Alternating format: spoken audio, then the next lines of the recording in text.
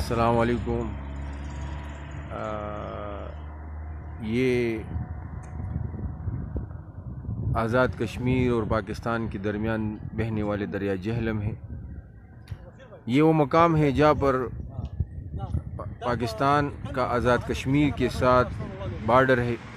اور یہ سامنے پہاڑیاں یہ پتن آزاد پتن کی ہے، اس سے آگے پلندری، اور پھر اس طرف یہ راولہ کوٹ کی طرف روڈ جاتا ہے۔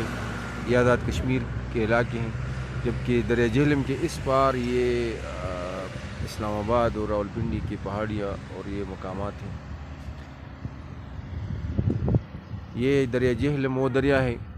جہاں پر حضرت قبلہ بابا عیسیٰ صاحب رحمۃ اللہ علیہ اس دریا پر کشتی کے ذریعے یہ پار کرتے تھے۔ ان کے مریدین متعلقین یہاں پر ان کو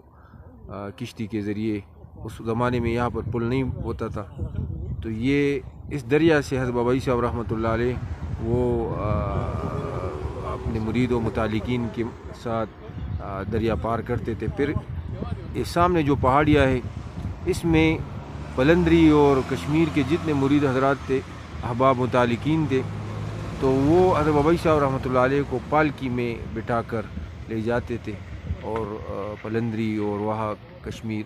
تو یہ تقریباً کئی کلومیٹر 25-30 کلومیٹر کا فاصلہ وہ پہاڑیوں میں یہ پالکی میں حضرت بابا عیسیٰ صاحب رحمۃ اللہ علیہ کو لے کر جاتے تھے۔ تو یہ وہ مقامات ہیں جہاں پر حضرت بابا عیسیٰ صاحب رحمۃ اللہ علیہ اور پھر حضرت بادشاہ گل صاحب رحمۃ اللہ علیہ اور ہمارے دیگر اکابر اسی راستے سے پلندری آزاد کشمیر تشریف لاتے تھے اور اپنے احباب متعلقین کے پاس